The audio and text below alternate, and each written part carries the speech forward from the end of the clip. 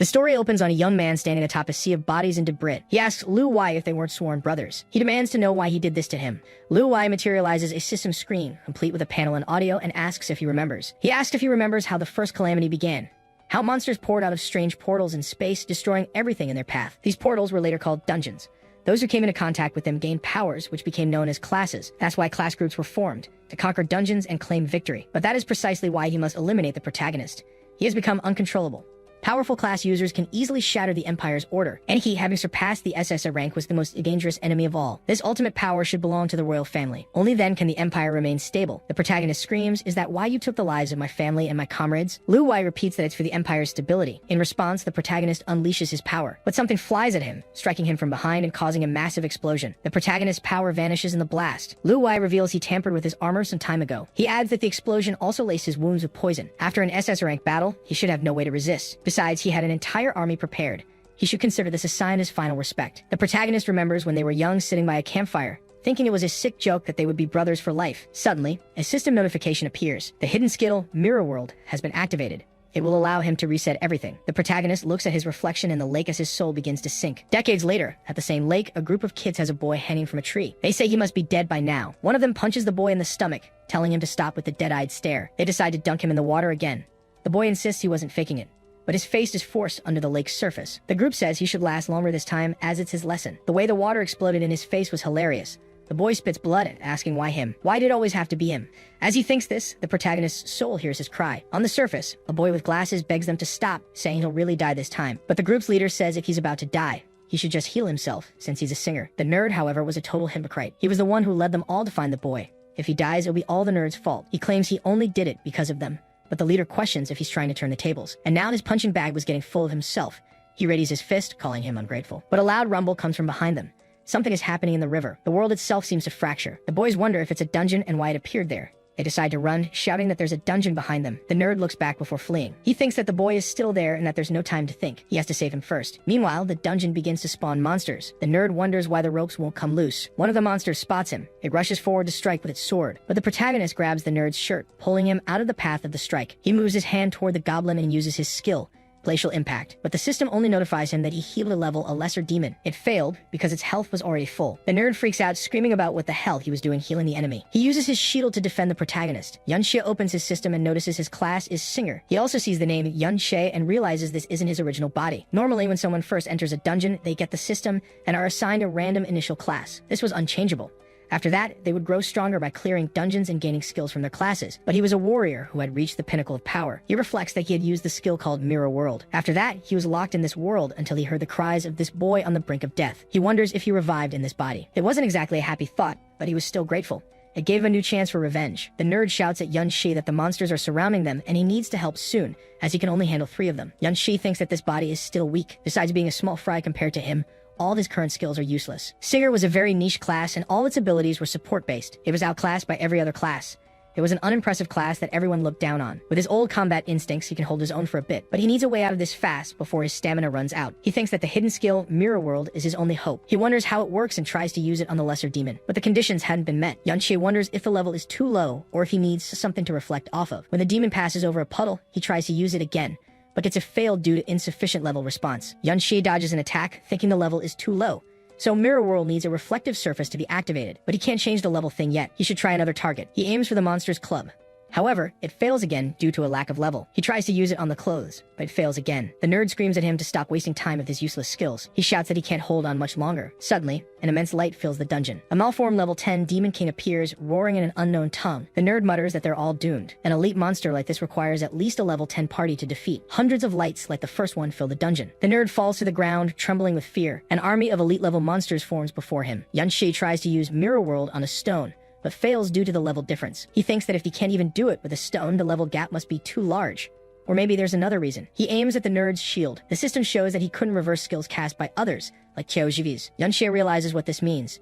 He wonders if it means he can reverse his own skills. He activates the Mirror World skill on his entangling vines. Suddenly, he uses a skill called Chaotic Thorns that spreads across the battlefield. One of the monsters tries to attack the nerd with its massive club, but it's struck in the face by a red fist. It came from another demonic creature, leaving Qiaoji confused. Yunxi thinks that the effects were completely reversed. Instead of immobilizing, it now caused confusion. He sees the skill now causes units to randomly attack any other target. Even the most useless skill becomes powerful after being reversed. He wonders what would happen if he reversed the rest of them as well. The Mirror World skill really lived up to its reputation as a hidden SSF rank ability. It not only applies opposite skill effects, but also creates a total enhancement. If he had used the normal version of the skill, not only would the success rate be low, but the duration of the restraint would be too. It would never reach its current potential. So, what if he reversed his remaining skills? Yunxie looks at his enhanced hit skill, which grants a 5% attack bonus to a unit for 30 seconds.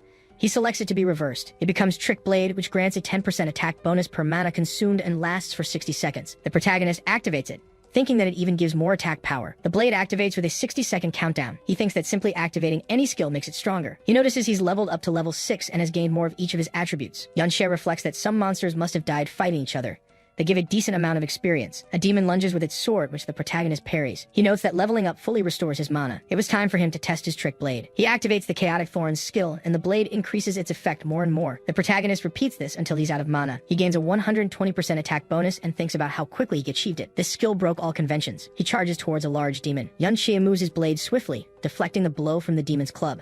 Then he cuts it in half with all his might. Qiaoji is stunned by this. He wonders if this is really Yunxie, a level 5 singer with this kind of power. The protagonist thinks that with his level 6 stats, 120 mana, and 1 mana per second regeneration, he can theoretically reach 2.3 times his attack power. So with his current strength, he can barely handle these elite level monsters. Then a red explosion rocks the dungeon. The protagonist looks on in awe as a level 21 battle chimera charges toward them. Its lesser demons follow, and the chimera rushes at the boys. Qiaoji shouts that this is impossible. Yunxie thinks about it being a hidden level 21 boss in this dungeon. He moves his hand forward toward the creature. Chaotic Thorns fail to hold the battle chimera. That monster was immune to the chaos effect. Its claw gets closer to him. Qiaoji steps in front and tells the protagonist to pay attention.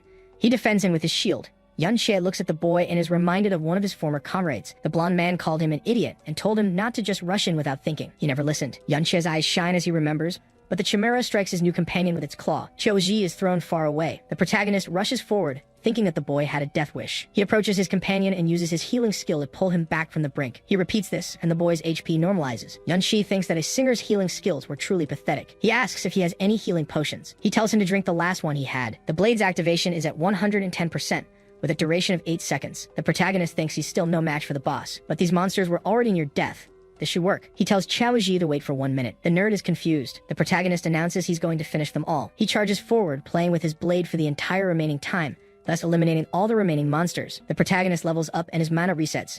He then continues to activate Chaotic Thorns to increase the damage up to 400%. But the Trick Blade had only 60 seconds left, and he was casting the Thorns 40 times in 50 seconds. This means he needs to reach level 10. Qiaoji watches in awe as Yunxie's level just keeps climbing rapidly. The Battle Chimera tries to attack the protagonist with its claws. Yunxie looks at his status window. He's at level 12 now, and his Trick Blade has a 510% power boost. He yells that it's more than enough and lunges forward, slicing off the monster's entire arm. Then he leaps and moves his sword, making more cuts on the creature. The Chimera tries to roar in pain, but both its arms are severed from its body. Finally, Yunxie separates its head from its body and lands in front of Qiaoji. The nerd asks if he's dreaming. A level 5 singer had just cleared a brand new dungeon all by himself. Yunxie reaches level 15, and the system notifies him that the dungeon has been cleared. Qiaoji approaches, asking if that was really Yunxie. And how did he suddenly become so strong? The protagonist just receives a notification to collect his items. Then he calls out to Qiaoji, remembering his friend from the past. He asks him what his connection is to Qiao Benben. The nerd questions how he knew his great-grandfather's nickname. Yunxie repeats, "Great-grandfather?" So Qiaoji is Qiao Benben's great-grandson. He was the great-grandson of that damn smug face. Yunxie wonders why not everyone he knew had lost their lives to Lu Wei. The protagonist thinks he should be dead right now, but Qiaoji says they don't have to talk about him now. If he doesn't want to answer his question, he doesn't have to say anything. There's no need to humiliate him like this. Yunxie thinks about the word humiliate. Qiaoji says he doesn't know how, but he's been hiding his strength this whole time. They should head back to school, since tomorrow there's a field trip to the Modern History Museum. Yunxie thinks for a bit and concludes that he can't reveal his identity yet. If he probes too deeply, it'll look suspicious. The Modern History Memorial should have records of what happened after he died. Inside the school bus, the students are joking around with each other. Qiaoji looks one way and Yunxie looks the other. The boy thinks that things had really changed. After being dead for several years, the world was completely different. To think they could now use products from dungeons to power carriages, and many other things he had never seen before had appeared. Some he had seen in the dungeons from his past life. But this can't just be a monster reward that was brought out of a dungeon. The boy equips the Chimera ring at level 14 epic grade item. Yunxie thinks to himself that equipment and skills like this can be taken out of the inventory. They can even be bought and sold outside of dungeons. He had obtained the permanent skill Resilient Body, which reduces all physical damage. But these items couldn't be placed in his inventory. After defeating the boss, it disappeared along with the dungeon itself. He wonders what happened in the world after he lost his life. Outside the bus at the museum, a teacher explains that standing behind them was a statue of the supreme ruler of their kingdom, the emperor who put an end to the dungeon disaster, Lu Wai. He believes many students know that this very place, about 50 years ago, was the battlefield of a rebellion. Back then, when the world was ravaged by dungeons, everyone lived in fear, especially when the most terrifying SS-rank dungeon appeared. And their king, Lu Wai, personally led his army on an expedition. Despite suffering heavy casualties, they managed to conquer the dungeon. But at that very moment, he was met with a planned rebellion, and the mastermind behind it was Yun She. The protagonist's face darkens. That was the man the king trusted most, who became an ungrateful traitor. The protagonist thinks that they were the ones who cleared the SS-rank dungeon, only to be ambushed by him. The teacher says he can't imagine the pain of being betrayed under those circumstances, but their king rose above it, fighting with blood and courage. Finally, with the help of the hero Ding Kun, he managed to suppress the rebellion. Yun She mutters the name Ding Kun, wondering if such a person even existed. The delinquent from the day before shows up at the museum. He asks how those guys could still be alive, since everyone saw the dungeon appear. His friend wonders if the dungeon was cleared, saying there must be a powerful person nearby. They must have had incredible luck for that to happen. Yun She wonders who those people are. The students whisper amongst themselves, mentioning Ding Su's name and the new dungeon. They wonder how he managed to survive such an event. Ding Su grabs Qiaoji's shoulder, telling him he's lucky to still be alive. But this was the guy who had dragged him to the dungeon in the first place. He asks how Qiaoji plans to repay that debt. The nerdy boy replies that it was clearly Ding Su's fault, as he was the one who captured him and tried to kill Yun She. Ding Su scoffs, asking what's wrong with his head, as he seems to have no grasp of the situation. He tells him to look at the statue in front of them. That's his ancestor, kneeling before the hero. That's the traitor, Qiao En. And he is his descendant, so no one will side with him. Ding Su shouts that he can insult him, but not his ancestor. Qiaoji is stunned at how he's twisting the situation around. A crowd gathers to see what's happening. A student remarks that Ding Su's grandfather is the hero Ding Kun. The one next to him must be Qiaoji, the descendant of Qiao En. A traitor's kin is insulting the hero. His ancestor killed so many people. If the hero hadn't stopped him, many more would have died. Ding Su says he can say whatever he wants, but he shouldn't insult his ancestor right in front of him. The teacher approaches, saying he'll be fair and say a few words in the name of justice. Qiaoji should apologize for what happened. The hero spared his family. If he can't feel gratitude, he shouldn't insult him. This leaves Qiaoji speechless. Ding Su grabs his head and tells him to look around. Even if he beat him up right now, people would just cheer. That's because no one is going to help a vicious dog like him, especially a despised one. He still thought that he, the descendant of the hero, was in the wrong. He then closes in with his fist raised, saying this is for his ancestor's honor. He can't let this go unpunished. But then, a kick connects with his face. Yun She easily knocks Ding Su down, impressing the nerdy boy. The protagonist asks if the hero's family never taught their brats any manners. The crowd wonders if that's really Yun She. He seems like a completely different person being able to hit Ding Su like that. Is he crazy? Now he's even insulting the hero's family. They remember he's only level 5, the weakest in his class, and yet he dared to hit the hero's grandson. That guy has no parents and is too much of an idiot to have friends. His brain must have finally snapped. Ding Su gets up, wiping blood from his face. He says Yun She is just a punching bag and should be grateful he hadn't come after him yet, and he still dared to attack him while he wasn't looking. His friends move forward, saying they'll deal with them both. Yun She just murmurs. He dodges and lands a single blow on each of Ding Su's lackeys, knocking them out. The hero's grandson falls to his knees. He spits more blood as the people around him start to laugh and take pictures. The boy can't believe he was defeated by this Yun She. People comment that he was forced to his knees so casually. Ding Su is actually pretty weak. The hero's grandson unleashes his fury skill, boosting his attack by 25%. He screams that a mere piece of level 5 trash couldn't possibly be this strong. This must have been a lucky hit. The boy draws his fire hammer, charging at the protagonist with the weapon. Yun She simply comments that he has too many openings. He strikes Ding Su's chin as his trick blade's power is increased by 80%. Ding Su wonders how this is possible and receives another kick to the head before falling to the ground completely. An officer approaches the fight, asking what happened and what they're doing there. Someone asks if Ding Su was really defeated by a healer. The crowd comments that he's supposed to be just a level 5, but he doesn't seem like it. He must have hidden his real level. The officer says that fighting is forbidden inside the hall and asks the teacher if he can't control his students. The teacher approaches the fight, stating that Yun She insulted a hero and even attacked his descendant. He draws his weapon, calling him shameless. Yun She moves his ring. The Chimera's body easily shatters the teacher's weapon. Everyone watching is in shock. Yun She says, you shouldn't be talking about who's shameless.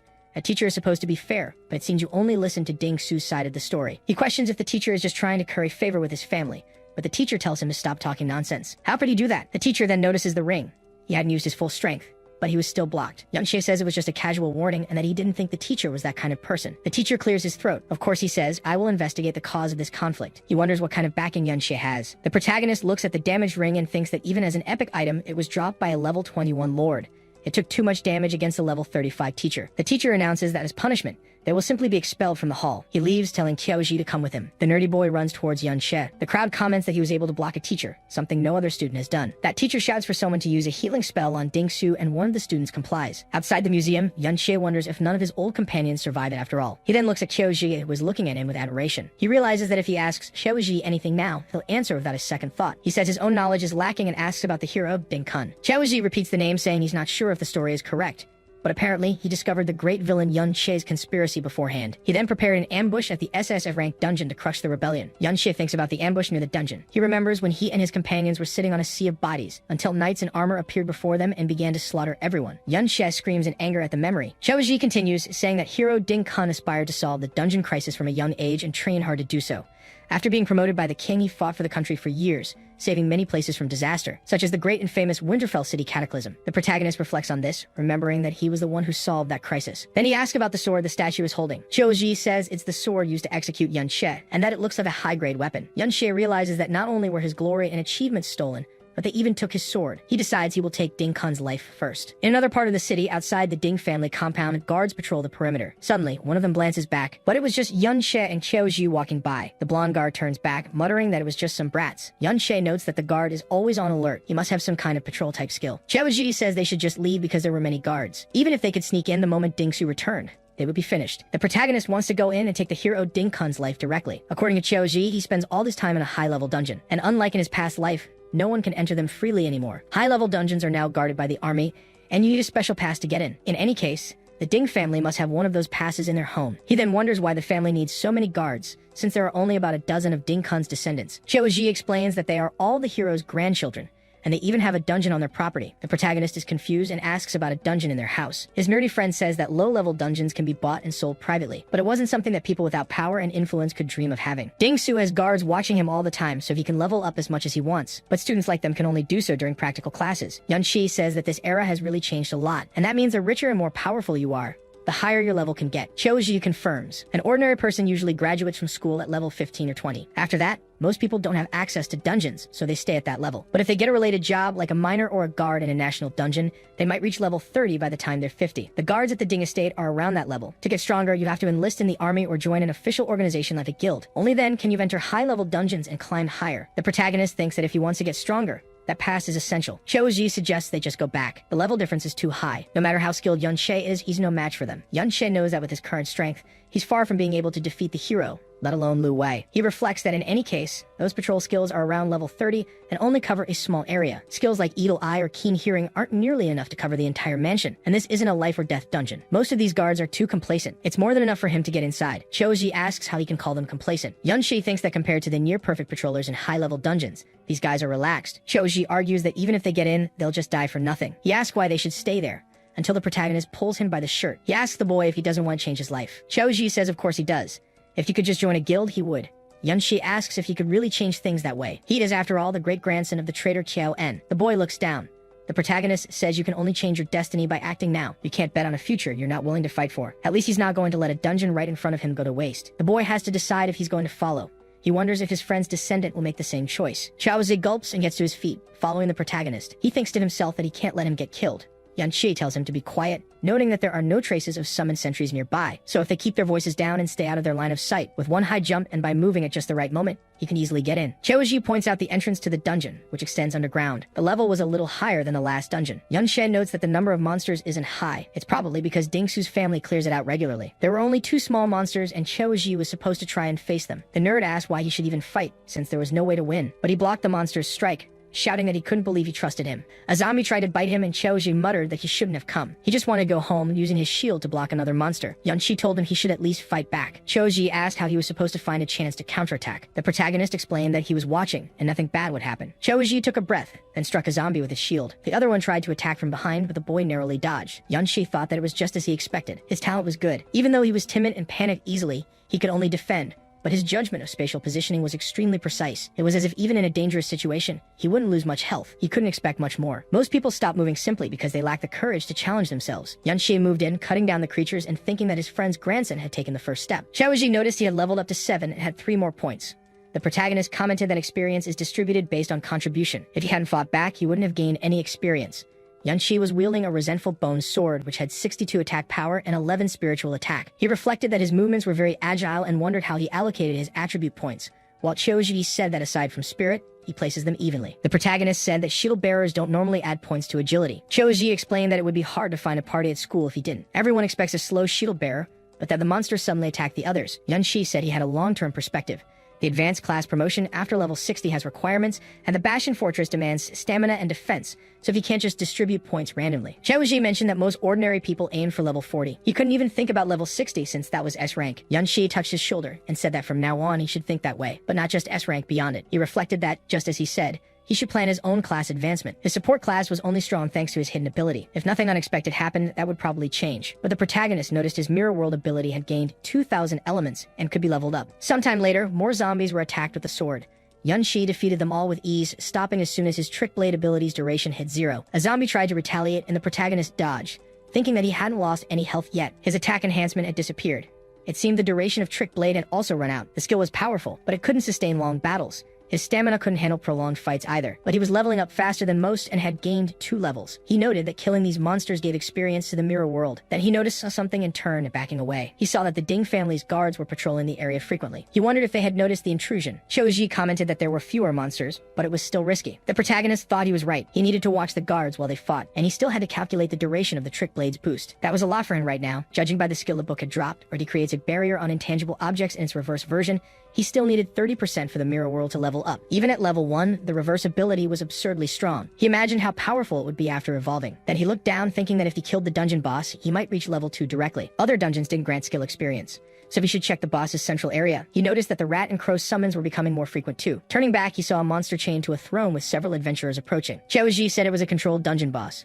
It was his first time seeing one. The school's dungeon boss was also guarded by teachers. These must be high-level pieces of equipment. Yunshi stared coldly, thinking that with so many guards sneaking around, attacking the boss wouldn't be a good idea. At his level, he couldn't kill the boss while it was under such heavy surveillance. A guard was taking a piss against the dungeon wall. The protagonist tried to attack him from behind, thinking he should deal with the guards first. The guard suffered a bleeding status and was thrown to the ground. Yunshi said he was going to interrogate him for information now and that he'd better talk. The guard trembled in fear and asked what he wanted to know, saying he'd tell him everything. The Ding family didn't pay him enough to die for them. Yunshi thought that asking was his main goal. The guard repeated what he knew about the dungeon passes. The old master has piles of them, so they weren't rare. He thought to himself that this guy must be one of the hero grandfather's fanatics. And it was true. He had seen the old master pass them off for study several times, leaving them with the head guard. But they were temporary, unregistered passes. Without help from someone on the inside, they would definitely be questioned about them. The protagonist told him not to worry and to empty his inventory first. Outside the dungeon, in the Ding family complex, the protagonist questioned if he only had a singer skill book. That guard said the Ding family is greedy. Most things are confiscated, and they only get the scraps. The protagonist learned Baptism of the Sun, where after being healed, he gains 3% defense. Reversing this ability, he gains 6% attack for 15 seconds after healing. The guard led him to the Ding family's inner residence and said guards couldn't enter without an invitation. Except for the young master Ding Su, everyone was above level 30 with good items. They didn't really need them as guards. Yunshi questioned if the pass was really inside the house, but the guard told him the family leader was in there. The one with the mustache was level 42, and he would definitely lose to him. The old master and the third leader are level 50. But they were away on business. If they returned, it would be even more dangerous. Yunshi reflected that the inner residence had a level 42. He knocked out the guard and called for Qiaoji, telling him to stay put. The protagonist thought he just needed to lure him out. He returned to the boss area in the dungeon. Using these high-level chains to control the boss meant the dungeon wouldn't disappear as long as it lived. So they guarded the chains with a key mechanism. It was a safe method, so safe that no one dared to open it. The protagonist covered the guard's mouth and held the sword to his neck. Everyone in the boss area was shocked. Yunshi thought this method was perfect for making the family leader come out, so he used the combat chains.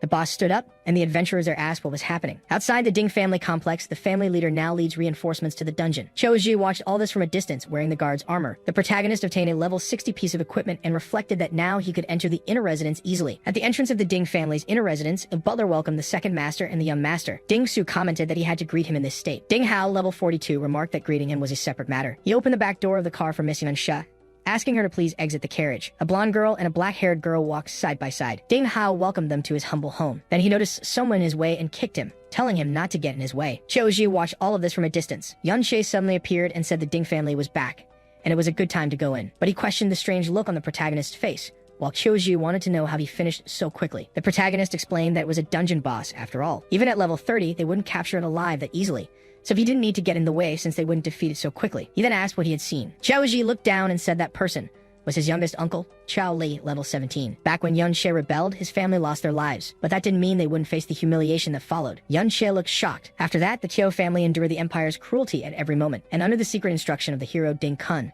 the mistreatment they suffered only grew worse. In the end, they could only become servants to the Ding family. At the same time, the hero's family would occasionally show off its power and benevolence. For the Qiu family's survival, they could do nothing but endure. His father's generation also thought about being able to change things. As a result, his father lost his mind and went crazy, and his uncle became a complete dog for the Ding family. He wondered if he was really right to have followed Yun Xie here. The protagonist said he needed to go to the inner residence and kept walking. Qiu Ji tried to stop him, saying that Ding Su's father was there, fully equipped and level 42. If he was discovered, he would definitely lose his life. Yun Xie said that in this era where dungeons are controlled, if you don't take risks, you'll have no hope but to waste your life. And with some things, if you hesitate and worry too much, they'll never get done. He could help Qiu change, but he had to make his own choice first. Even if he chose not to fight back, he wouldn't force him. Qiu said they are a great family with power over the world and wondered if he could really fight them. The protagonist said the one he wants to fight is the entire empire. Then he moved forward and left. In a lounge, Ding Hao questioned how the dungeon lord's restraints were broken. Yun Xie asked if it wasn't an inconvenient time, and that they could visit another day. Hao denied it, saying his older brother could handle it. A mere dungeon wasn't more important than her. He said that after hearing she was coming, his father and third brother decided to return. Dealing with this would be the easiest thing. They had also contacted the hero grandfather, who was very excited to meet her. The protagonist listened from a distance and wondered if that was the hero Ding Kun. He remembered he needed a pass and an escort to enter the hero's dungeon, and this person, judging by her treatment, had a very high status.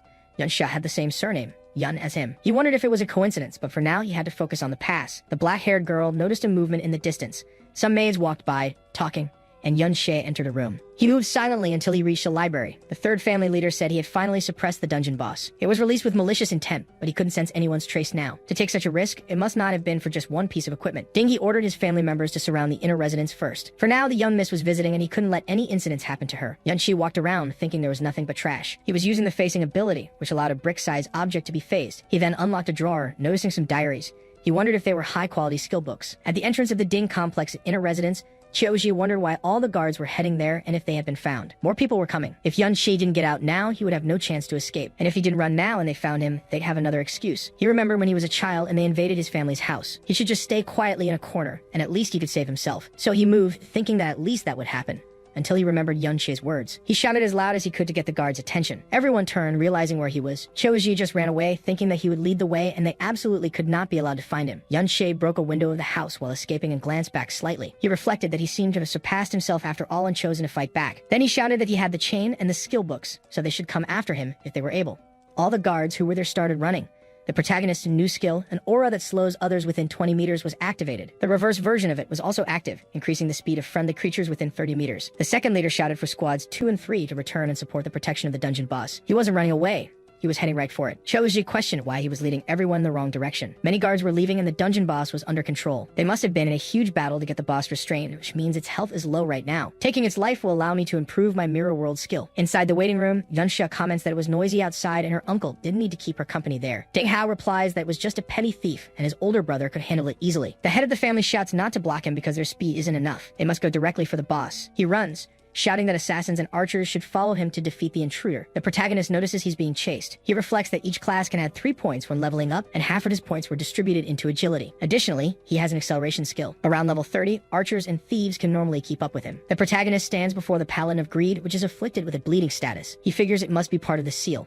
So this was his weak moment, the perfect time to attack. He just needs to deal as much damage as possible and then finish it off in one go, while the army of adventurers is still grouping up. The protagonist charges forward, using his chaotic spikes. Everyone there wonders what that skill was. They had never seen it before. This skill inflicted a status effect, and human resistance was nothing compared to a monster's. They wonder how it could be applied so easily as a mage casts a spell against the army. A knight asks how it's possible. The skill's abnormal status was off the charts. Yun Xie advances, gripping his sword tightly. He reflects that he can at least get past these people to reach the weakened boss. People shout that he's there and has crowd control skills, but the shield bearers couldn't block. The protagonist reflects that they were a jumbled group with no experience in team battles. They've held on for so long and were on the verge of defeat. The rest of the group shouts for them to hang on since it's only one person. If they can just land one hit, he's dead. The family head appears and orders them to hold him. Meanwhile, Dingy advances, saying he'll deal with him. He swings his fire axe as the protagonist turns. The protagonist moves his sword, thinking, here he comes. He then murmurs, thinking that even if his level is too low to equip the item, he can't get its stats. But it was all about durability. After all, it was a level 60 item. He blocks the axe with the chains. He reflects that by using this massive impact, he can break through the seal's barrier. Then he spots an opening. He thanks him for the push, calling him a bastard. The protagonist cuts down the dungeon boss, thinking he'll get all the experience. Finishing off that boss with extreme ease, he gains 3 levels at once. His mirror world skill is maxed out, ready for an upgrade. Dingy charges with his axe, along with the rest of the adventurers. Yunxie looks at the system screen and uses mirror world without applying it to his skill, vanishing at the exact moment the axe attack was about to hit him. Everyone is surprised to see that there's nothing there anymore. Inside the mirror world, the protagonist was all alone. He realizes this is the world inside the mirror. He still has 30 minutes of mirror walk left. It wasn't surprising that everything was a mirror image of the real world, but the guards looked like mere illusions. However, they weren't just illusions. He picks something up from the ground and notices that a mirror stone can be taken. After reaching level 2 of the skill, he can bring things out of the mirror world. He wonders if the system interface will also change. Inside, he can see all the activatable skills. Then he notices that some were not yet activated. His basic skills weren't unlocked, and they seem to be the inverted forms of all his abilities. But first, he needs to learn the base skills in the real world to activate their reverse counterparts. This must be an upgrade. It seemed as if he could choose strong skill combos in advance, allowing him to plan his progress. Then he notices something behind him.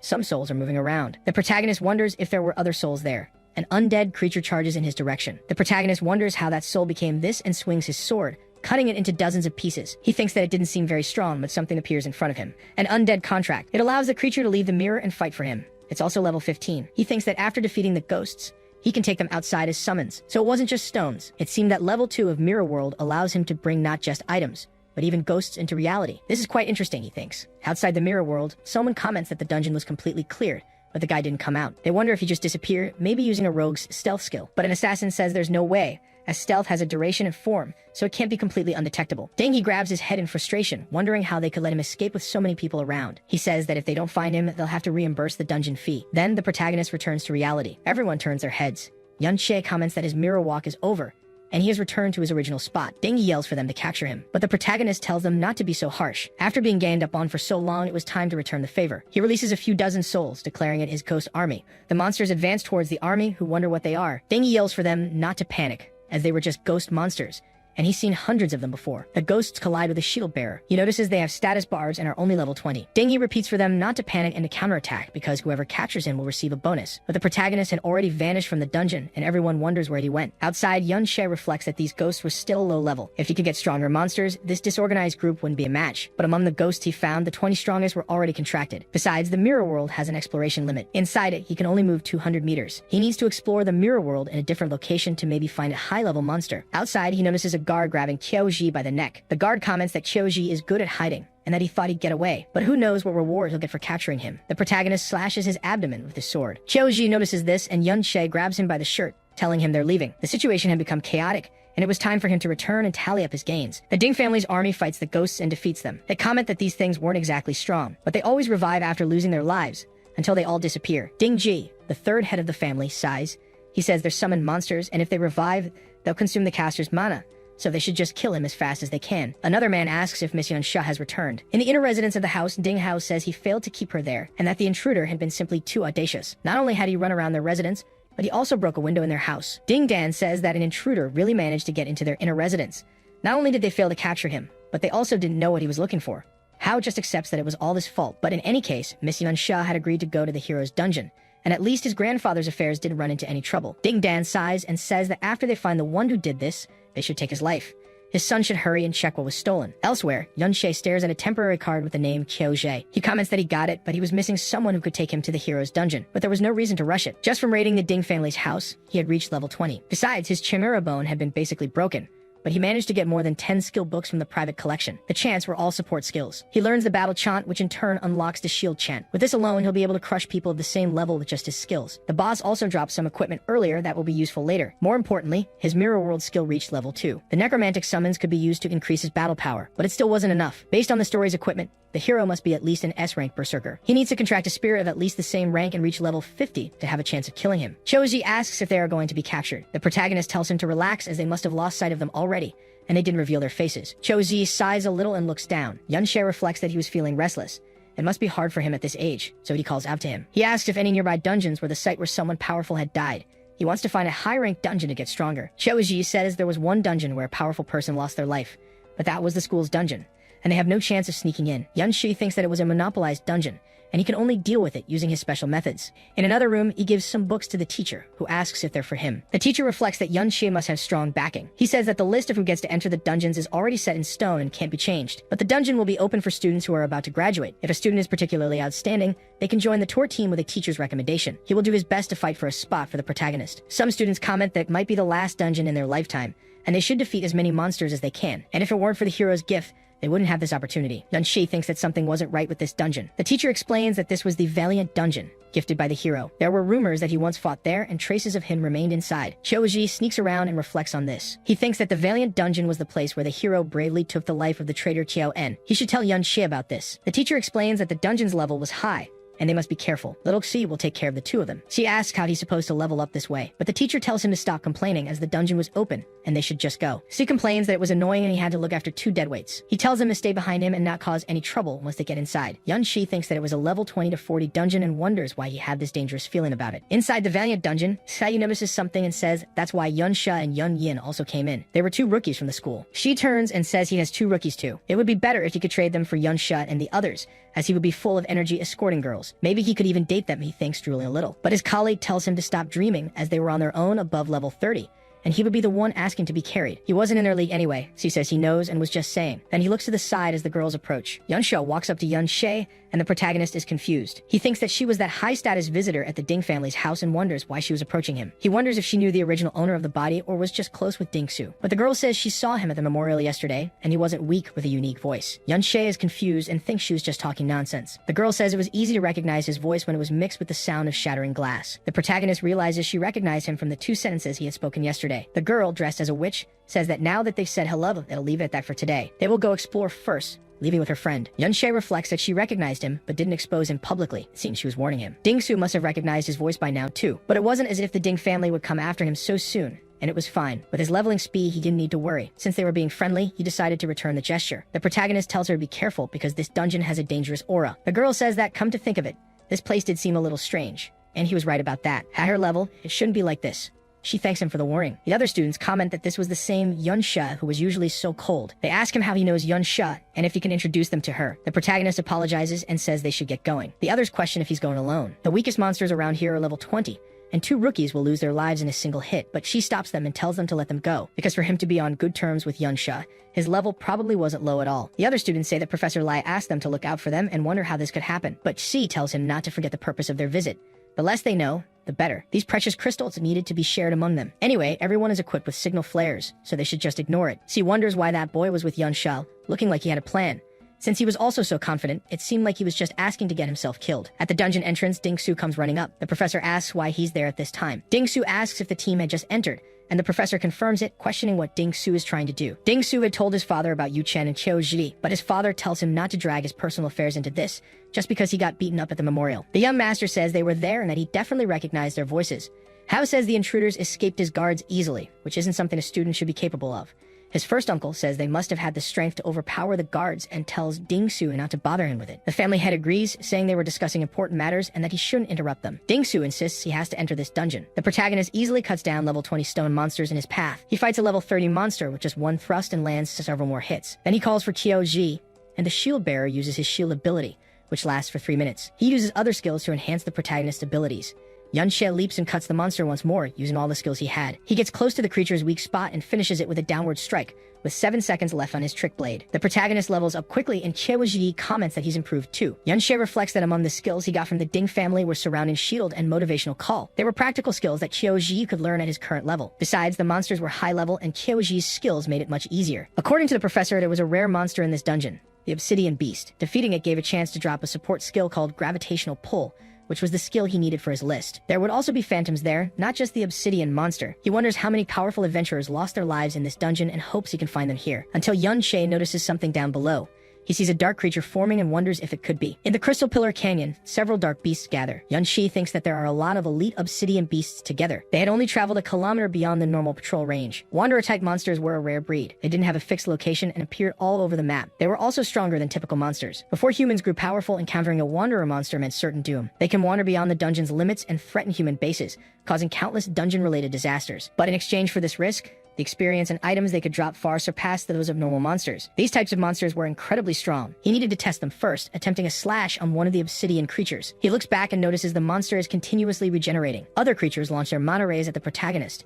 Yunshe runs as Kyoji's shield surrounds him. He's hit by a mana ray, thinking that the attacks are too fast and frequent. Even with his high speed, they won't let him dodge everything. His health and defense were too low. If it weren't for Kyoji's shield, he would have been seriously injured. So he unleashes his phantoms against the creatures. He reflects that it's not good. Not even they could hold the front line. Luckily, these monsters were relatively slow. His defense and health won't improve quickly in a short amount of time. To defeat these monsters, he needs Kyoji's defense after he levels up. He says they'll defeat normal monsters to improve. In the normal monster area, Yunshe reflects that there were weaker monsters around. It was the perfect time to help Kyoji level up. On the battlefield, a shield bearer was essential on the front lines. Other classes stayed behind them to deal damage and help protect themselves more efficiently. Since Kyoji had put all his points into defense, in addition to the armor he stole from the Ding family guards, he now had the defensive core of a true shield bearer and could handle attacks from level 20 monsters. Yunshe yells at him to correct his footing, prepare his stance, and angle the shield forward towards the blow. Kyoji follows his instructions and blocks the hit, but comments that the shield's durability was slowly decreasing afterward. Yunshe tells him to pay attention to the next attacks, but he gets grabbed. So the protagonist charges at the creature with his sword. He tells him to always be ready for the next enemy attack and not to swing his shield so far to the side. Save that for the next time he has to take a hit. He should stay alert, but with his body relaxed and only tensing up to defend. He pats him on the back and tells him to keep it that way, because he'll be right behind him, and as his shield bearer, he must keep an eye on the companion behind him. Kyoji cracks a smile and defends against the attacks as Yunshe says he must remember that when stats are close, technique decides the winner. After facing the creatures, the protagonist levels up again, reaching level 22. Now, Kyoji can face enemies with confidence, which means he'll gain more experience too. Kyoji says he's now level 15 and can finally learn this, using the shield armor ability. Yunshe reflects that this was the last book he took from the Ding family, and Kyoji could use it. In addition to adding external armor to his summoned shield, he can improve his defense with this skill. He can now take on the elite level wanderers. They head back to the Crystal Pillar Canyon. 3 professors comment that there are a lot of wanderers and wonder where they came from, as it's dangerous for the students. Lei En says they can handle normal level 30 monsters, but these wanderers are on another level, until he notices a student's signal flare nearby.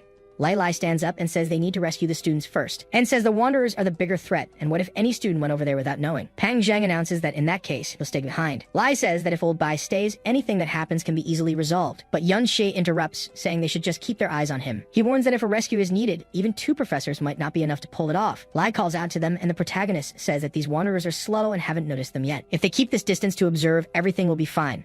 The professors silently agree. Lai agrees and says these monsters are dangerous, and he absolutely must not move on his own. He also tells him to stay hidden. The protagonist thinks to himself that if they notice him, they won't be able to escape. Yunshe cuts one of the creatures. Thinking that they won't be able to escape, the monster tries to use a mana ray while the phantoms defend the boy. Kyoji activates his shield abilities, and the blow stops in front of the phantom. Even though it pierces through it, the protagonist manages to cut the obsidian monster. He charges towards the 3 remaining ones. Thinking there are only 3 left, he cuts the monster to pieces. With the creature's health depleted, a light shines on the ground. The boy reflects that luckily, he was able to handle the wanderers and was getting more used to this class. Compared to his past life, he was still far behind. Even now, with his inverted skills, he can increase his attack power a bit, but the base attack of a support class was still too low. It would be amazing if he could increase his attack power just a little more. Finishing off a giant monster, he gains adventurer experience. Yunshe reflects that he leveled up again. Rare late monsters really give a lot of experience. Then the system notifies him to pick up an item. The protagonist walks over and equips something that surprises him. A crystal longsword that dealt 552 damage. The protagonist thinks this is perfect for his lack of base attack. Fighting would be much easier now, and so he swings the blade. Yunshe reflects that it's a shame he didn't get the gravitational pull he wanted. The drop rate didn't seem to be high. If his luck were better, and there were more wanderers, until he notices something red in the sky. He reflects that this was where the signal came from earlier. It was a special level flare that only professors were equipped with. Lai resists with his shield and analyzes the situation in front of him, wondering why so many wanderers are gathering there. A group defends themselves near a rock while the wanderers attack. Other people watch from a distance. Yunshe comments that there are a lot of monsters together and wonders what on earth is happening. A man says it's not clear yet. They came to rescue after seeing the signal. The signal came from the direction of the cave, so they must be trapped in there. They were organizing a rescue, but there were too many monsters. Even with professors together, it wasn't enough. It would be great if they had her help, and Yunshe says that it's her duty. She prepares a star magic and moves to auto-cast, activating her mystic art of light. The group's spirit and attack increase, and they comment that it's a strong skill, at least epic level. Yunshe uses gravitational pressure on one of the obsidian monsters. Her sister finishes the monster using a hidden spike. The group comments that they're very strong and they can rescue the trapped people now. The 2 of them are as amazing as expected. Yunshe reflects that not only the equipment, but everything was high level. It seemed that even if he wasn't there, they wouldn't have any problems. He wonders about the situation and what could attract so many wanderers to gather there. He says he's going to take a look around and that Kyoji should stay with these people for now. He uses mirror walk to go to the other world. Yunshe notes that the place was covered in crystals and they were all mirrors, so he can enter here anytime. If he hadn't had time to understand this mechanism of returning to reality, yesterday at the Ding family's home, he wouldn't have returned after the time ran out. He walks, thinking that people have phantoms but monsters don't. However, the bodies of monsters exist physically. Besides him, living things don't have a physical form in the mirror world. Noticing that there they were, and his name was Xiaoxi, it seemed they were the ones who attracted the wanderers to gather here. They're walking through the Forsaken Land, so they should be safe for a little while. He doesn't know what attracted so many wanderers, and all these crystals were visibly affecting their path, until he notices something and wonders how this kind of item could be there. That was a special crystal ore. No wonder Xiaoxi and his group came to this cave. Unlike the crystals of the outside world, dungeons can produce special products that don't exist out there, and professionals with life skills can use these products to create special items like equipment and accessories. These ores were just that, and their value was greater than or equal to their weight in gold. The system notifies him that the mirror crystal ore can be picked up, and that he can return to the real world there. Yanqi mentally repeats the words "return to the real world there," wondering how that could be. So this was the mirror interface, and he can return at specific places. There must be a lot to explore with this skill, and he needs a chance to study it. But for now, he needs to explore this place first. This amount of ore was a bit unusual. Digging up all this ore would be enough to turn a normal person into a billionaire. No wonder so many wanderers were gathering here. Outside, Yunsha uses a gravity spell on an obsidian beast. Yun Yin finishes it with her dual blade dance. The group of adventurers wonders if all their skills are special grade, as they are very powerful, even stronger than the professors. The girl cuts down one of the obsidian beasts, clearing a path for the professors. The third-year group says they're finally safe and thought they were going to lose their lives there. Yan Yin tells him not to let his guard down. They still have to fight their way out, even though everyone is exhausted. Xia says this will be easier than before and stares at something different for a second. The third years tremble in fear at that sight. An army of wanderer monsters stood before them. They wondered if every wanderer in the entire dungeon was gathered there. In the mirror world, the protagonist cuts through a stone wall. He remarks that it's like a real labyrinth. Then he notices something, a different structure with a crystal on top. Yanxi wonders if this could be the dungeon's secret treasure. If the assorted crystals are special products, and the crystal core must be the one secret treasure. A treasure like this was a concentrated crystallization of all the dungeon's special products. It took a long and irregular amount of time for one to form, and a normal person might never see one in their entire life. He touches the green ore, thinking that every secret treasure without exception has a special effect. He notices this one increases his stamina and mana recovery. It improved his base stats and provided damage reduction. Increased stamina could raise his max health, and better mana regeneration would allow him to use Trick Blade. More importantly, it gave a 20% damage reduction for light and electric types. Percentage-based damage reduction was rare, even among the best equipment, but there was something strange about it. It seemed the crystal ores attracted wanderer species, and with a secret treasure present, the dungeon should have a monster stronger than them. He decides to use the secret treasure and leave immediately, but the system informs him that storing or using the item will consume 10 minutes of mirror walk. Outside the mirror world, the group of adventurers is in shock. Yan Yin and Xia had never seen anything like it before. The wall above them shatters into pieces, forming a creature larger than the obsidian monsters and even more terrifying. The group wonders if it could be the lord of the wanderer species, a secret boss. A wanderer lord could exist independently of the dungeon boss. It was a rare hidden boss. Its strength was equal to or greater than a normal boss, far beyond what teachers or students could fight. A shield bearer defends the area as the group comments that wanderer lords only appeared in high-level dungeons. They wonder what kind of dungeon could have such a monster. At this rate, they would all lose their lives here. Yunsha takes a deep breath before speaking. She yells for everyone to stay calm. The most important thing now is to work together to escape. They can escape through the canyon right there. If they can get out of the basin, they'll be out of the dungeon. She uses her starlight mystic art, telling them not to hold back. Full power and push forward to the other side. Lee agrees, using his light refraction shield. He says that at the very least, the students have to get out. Starting with him, they would lead in shifts to improve the group's advance. The Wanderer Lord tries to smash one of the students with its hand. They manage to block it, using multiple shields to mitigate the damage. Mages enhance the shield bearer's defenses while reading from their magic books. The battle in that area was intense against all the obsidian creatures. All the monsters simultaneously decide to fire mana beams. Yunsha screams for them to hold on, that it wasn't good enough. The obsidian lord lets out a battle cry, giving an order to its subordinates. The nearby monsters hear the call and begin to move in. As it walks toward the group, they wonder where so many monsters are coming from. The Obsidian Lord uses its crystallized aura, increasing the health, attack power, and defense of each of its subordinates. The group wonders how their power increased by such an exorbitant amount. Lai shouts that the damage is too high, and they can't heal fast enough. The teacher begs to be saved, but his body is struck by hundreds of mana lasers. Another colleague panics, shouting that a teacher has lost his life. Yunsha shouts for the shield bearers to stay in front, with priests prioritizing their healing. She reflects that everyone is exhausted and barely holding on, and the Wanderer Lord hasn't even made a real move yet. The group yells that it's useless. At this rate, they'll never get out of there. An assassin uses his stealth to try and escape, shouting that it's every man for himself now. He runs through the middle of the creatures. Lei shouts for the Wanderer class students not to follow him. The stealth duration isn't long, and they won't last until they escape. The student runs past the Wanderer Lord.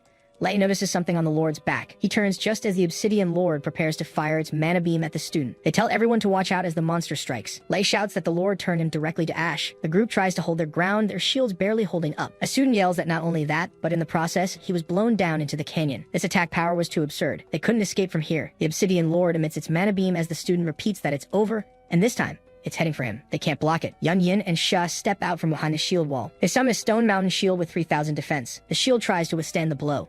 Yunsha yells for those with great strength to come and hold it. If it fails, they're finished.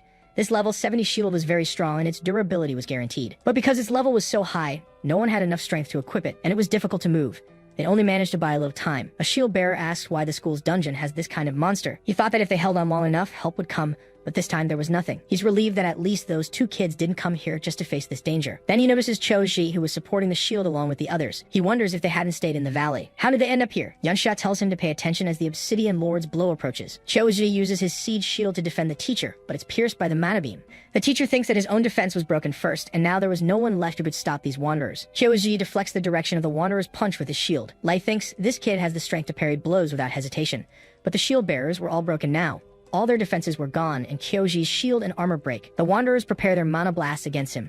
Lei thinks they're out of options and hope this time, but the protagonist suddenly appears, cutting down everything in his path with his sword. The teacher's face lights up. Yunshi says that Kyoji did well. He reaches out a hand, but the protagonist tells him to leave the rest to him. Yunsha advances, thinking he can dodge the monster's attacks more easily now that he's level 24. His total mana was 140, and his recovery speed was 2.6 per second, so his attack power could be increased by 330%. Trick Blade was at a total of 180%. The protagonist thinks it's absurd to try and face the Wanderer Lord, who is stronger than the dungeon boss. He needs to reach at least level 30, so he approaches using the mirror world as he still has a long way to go. The protagonist exits the mirror world at the perfect moment and lands a sequence of sword strikes on a monster. Yunshe repeats that Choji did very well and should leave the rest to him. He presses his foot to the ground, activating and deactivating the mirror world for movement. He shouts for those with support skills to buff his strength, as he will take care of the wanderers. Yunsha agrees and uses her Starlight Mystic Art. Choji casts his siege shield along with his shield armor. The protagonist cuts more wanderers to pieces.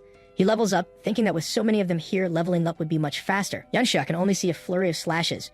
She thinks that he was just a bold thief, not expecting his strength to be beyond her imagination. Yun Yin was shocked by what he was doing. The whole group just watches the protagonist disappear and reappear as he uses the mirror world. His level rises exponentially as he defeats more monsters, reaching 28. Lei tries to warn him that it'll be over when the Wanderer Lord gets closer. No matter how strong he is, he can't fight the Lord. The shield bearers say the 2 shields are hard to move, and if they break, they'll be exposed to the Wanderer Lord's attacks.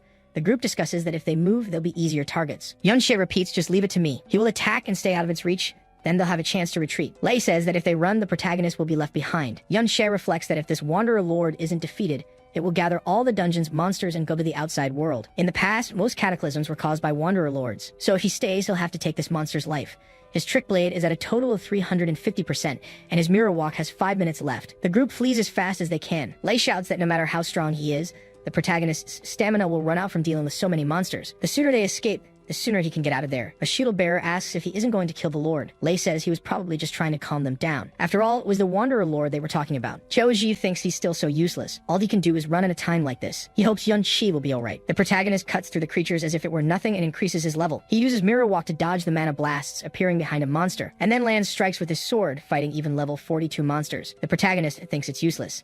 Its defense is still too high. The small amount of damage he's dealing will be healed in a few moments. Just as he thought, he still needs to get out of there. The crystal on the Wanderer Lord's head must be the core, which means it's the weak point. It could be that his attack power just isn't enough. Dodging as he reaches level 29. There were 5 seconds left on the Starlight Mystic Art. Yunshi thinks the buffs he received are ending, and his mana points are low, to the point where he can't maintain Trick Blade anymore. He needs to level up first. He notices a strange light in front of him. Yunshi wonders what it is and sees the Wanderer Lord's hand approaching. He uses Mirror Walk, thinking that it learned when he would appear. Then suddenly, his health starts to decrease continuously on a large scale. Yunshi thinks he doesn't have much time left on Mirror Walk.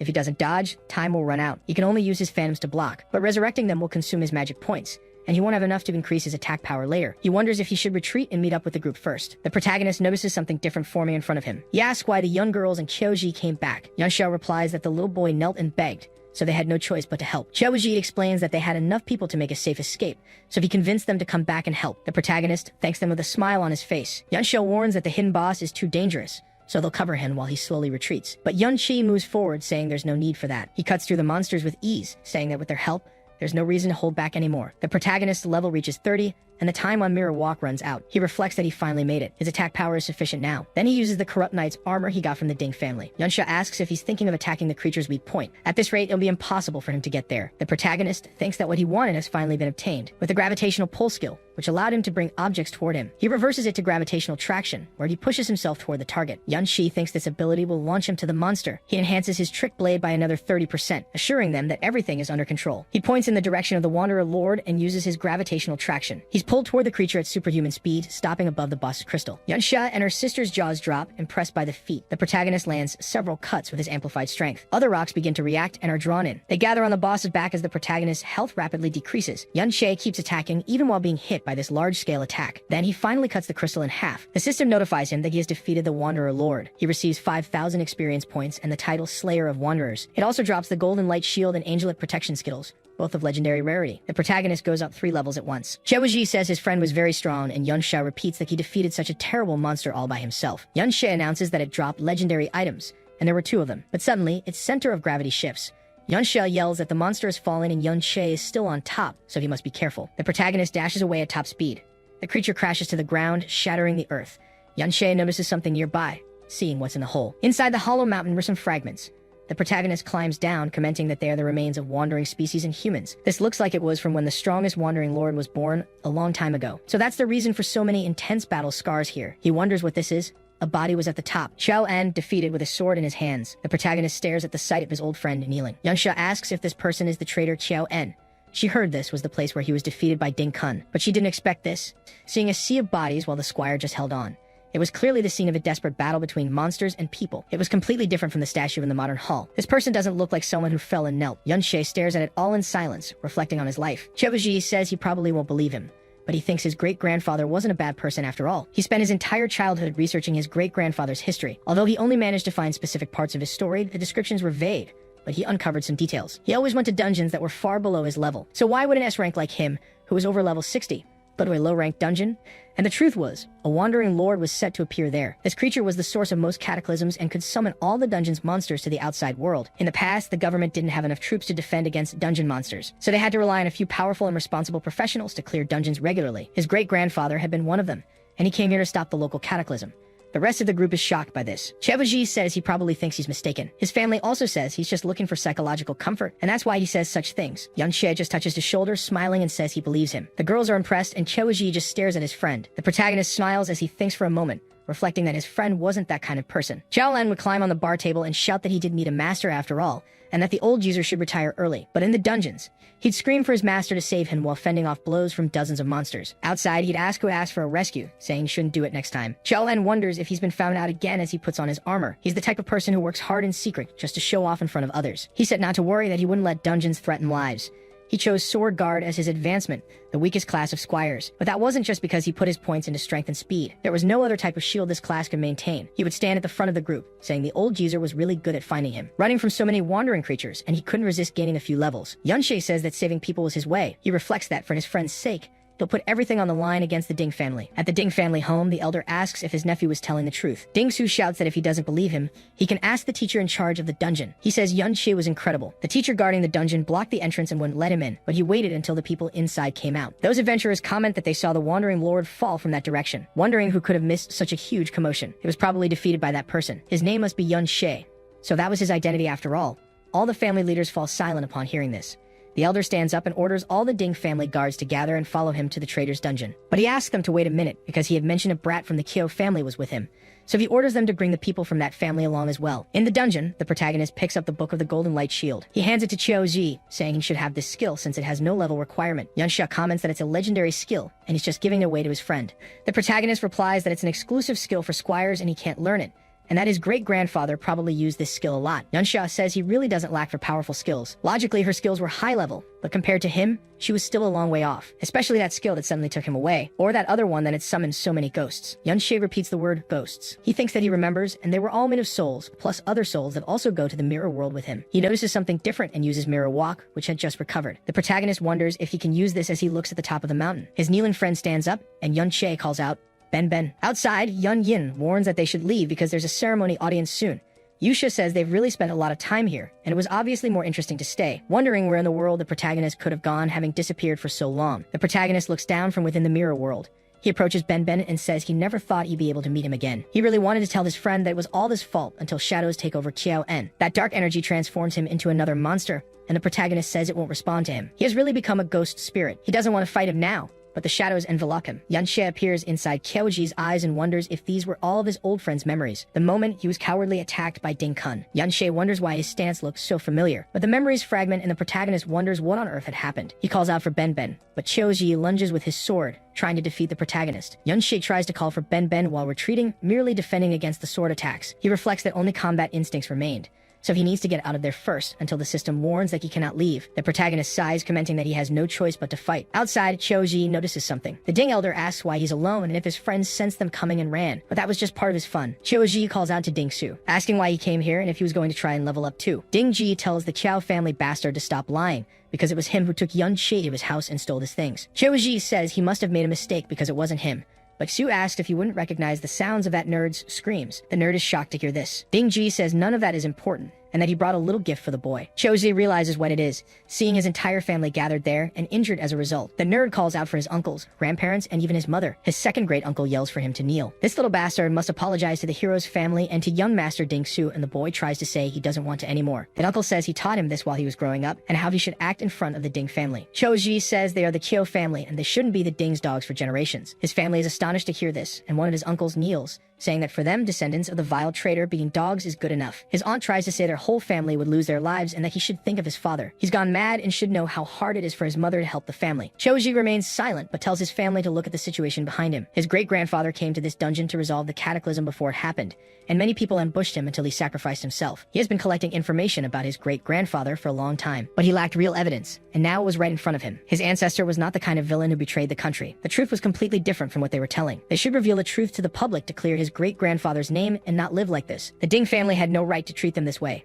His family should do something immediately, because the other branches shouldn't have lost their lives for this. Ding Ji starts laughing, saying this was childish, just as it should be. And he was right, because everything he said was completely correct. His great-grandfather, Qiao En, was defeated in an ambush. He really wasn't a bad man, and to be more precise, it was his grandfather who had the good fortune to ambush Qiao En from behind, but nobody cares about that. Qiao En was an imperial traitor. He was very vile. A traitor's descendants should become a lowly family. And besides, his entire family knew all of this. Otherwise, he shouldn't even think about mentioning the people who lost their lives. Ding Ji orders everyone to kneel, and the Kyo family does so without hesitation. The nerd's mother begs him to admit he was wrong and not to resist anymore, as it's useless. After his father went mad, his mother really doesn't want to lose her son too. She really couldn't bear it, and Kyoji clenches his fists. His mother had told him not to listen to others because her son was the best of all. Ding Su laughs hearing this.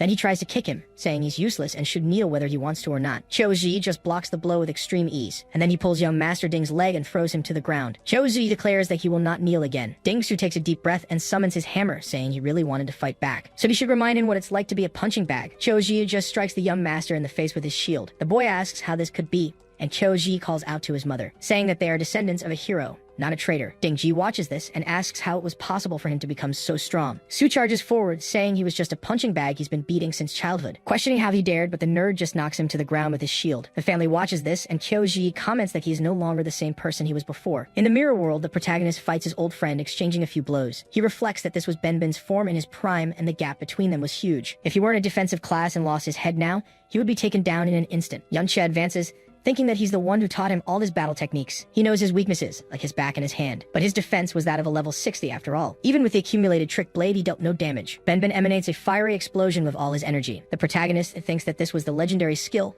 Golden Light Shield, and it was a pain to see this kind of thing. Outside, Ding Su charges at the nerd using his mountain-shaking hammer and calling him a bastard, but Kyoji couldn't care less and just strikes the young master's face once more. He continues to beat him even when he's on the ground. Ding Ji says that little Su can't even defeat that brat now. His uncle would return the anger for him, charging forward with all his might. The punch hits his shield, but Ding Ji is surprised. He has to retreat when he notices it's the Golden Light Shield. Kyoji says he should read between the lines that the hero's family are cowards who don't fight one-on-one. Yunxie cuts through the Golden Light Shield using his trick blade. He reflects that this skill wasn't just a defensive power related to the user's strength, but it also delivered an attack that tested endurance, and it can withstand at least 10 attacks. However, it was a consumable skill, and he makes a few cuts. Even the slightest damage would consume its energy, and when it runs out, it will shatter after accumulating 10 attacks. Ding, he shatters the shield and asks what does it matter if he has the Golden Light Shield. Besides, even if that trash Qiao En had used it, he wouldn't have cared. Choji holds Su, saying that if his great-grandfather were there, Ding, he would be on his knees begging for mercy. Ding, he releases his energy, forcing the boy to fall back and defend himself. He questions what a useless fool who lost his life in a low-level dungeon could possibly do. Even if he were here right now, he would make him kneel with his gravitational shockwave. Xiaoji slams his shield into the ground,